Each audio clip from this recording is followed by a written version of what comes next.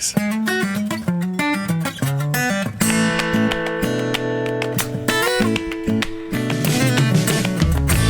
Welcome to another episode of Chewing the Fat. I'm your host, Big Rob. Thank you so much for tuning in, downloading the episode. If it just showed up all of a sudden, you're like, hey, where'd this come from? I know, I haven't talked to you in a while, and that's what I'm going to talk to you about as to why in this bite-sized episode.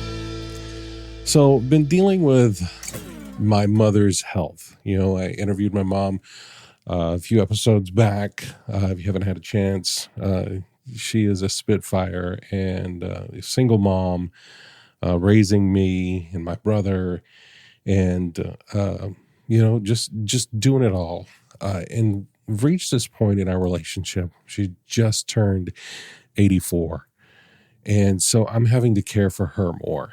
And so the roles are starting to reverse. I don't know if you've ever been through that, or if you're going through that, or if you see that on the horizon, having to take care of your parents.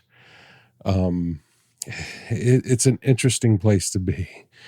And interesting is putting it mildly. When you've got this person that has been your rock and your support and your firm foundation that you can go to, and you see the effects of time on them, on their bodies, their minds, and it's rough. And it's rough because of the way the relationship changes and having to take care. And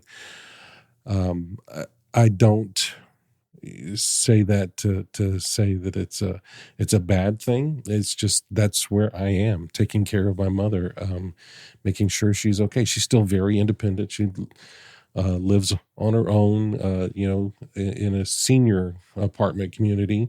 So she's got her friends that they'll sit out on the porch and they'll talk, and everybody knows everybody, and she just loves her friends. But sometimes there are things going on health-wise that just worry me, and having to get to her. Can I get to her in time? It's just hard. And that's what I've been dealing with for the past couple of months. She actually had to have her aortic valve in her heart replaced. So we did that, I guess about a month ago. So the beginning of April of 2023, she had that. So we're about a month on with that. But all of the doctor's appointments, getting into that, and the testing, and the making sure she's eating right, and that we're in whatever ranges need to be so that she could have the procedure because she needs the procedure. And then just dealing with the procedure. She was all like, yeah, let's do it. Let's get it done tomorrow, blah, blah, blah. And for me, it was just, I wanted to get it done, but it was just like, this is major surgery. You're an 83-year-old woman at the time. And, they're going into your heart to replace a valve. This is not easy for me. And not to make it about me, but that's just some of the stuff that was on my mind. Yes, I wanted to have it done because I want her to not be breathless, not be tired, not feel all of that stuff that she's feeling because of this heart disease, this bad valve. But just the fear of what if this is it? This is it. She's going to go in and she's not going to make it out, But here's the thing is I still have those thoughts just driving over to her house, If I haven't heard from her or gotten a text or a call and she didn't answer or didn't respond to a text, and, so I'll make that 20-minute trip over, and I'm just scared one day I'm going to open the door and she's going to have just left. Passed away, not like left the apartment, but just be there. And that's how I find her. And, that's a fear I will have. And I don't think, that it's ever going to get any better, especially as she's getting older and getting older. I'm getting older, but I have to remind myself that I still have the opportunity to take care of her. I get to take care of her. I get to spend time with her. Yes, it is frustrating sometimes to get all of her accoutrement together, to get into the car, to get her rollator, to get her, drink that she wants to have in the car so she can sip on her cran pomegranate juice if she needs it in between doctor's appointments or whatever. It gets frustrating. And as a human, I'm like, I can't.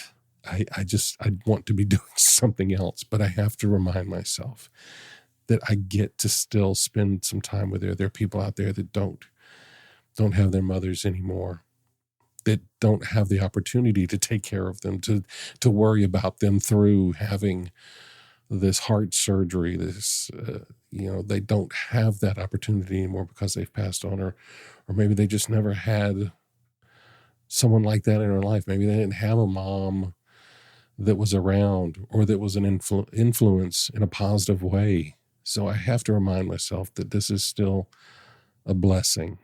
It's a blessing I get to worry about her. It's a blessing I get to play taxi driver for her, to take her to her, doctor's appointments and grocery shopping. And, if it's a long day of appointments, she'll want to grab lunch in the middle of the day. And I get to sit there with her and talk and just chit chat and people watch and make comments. It's those little moments that I know when they're gone are going to be the ones that I remember and the ones that I miss the most. But also there are those times that after I've dropped her back off at her house, that I may get in the car and I just cry all the way back home, because I don't know what I'll do when that day comes that she's not there anymore.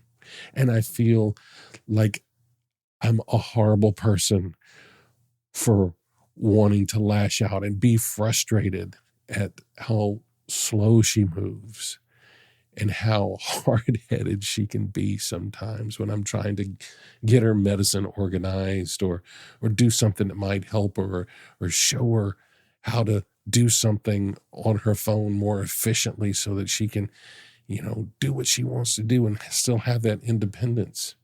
And I feel guilty when I get frustrated and I scream at the top of my lungs in the car. But I think everybody goes through those times. And it's just been really tumultuous for me. And that's why I've concentrated on taking care of her and the family as much as I can. Once we got through this heart surgery. So that's why I've been out. Thank you for everyone that has reached out through Instagram, or reached out through the website and just asking and checking on me. I appreciate that. You don't know how much I appreciate that. And I appreciate your support.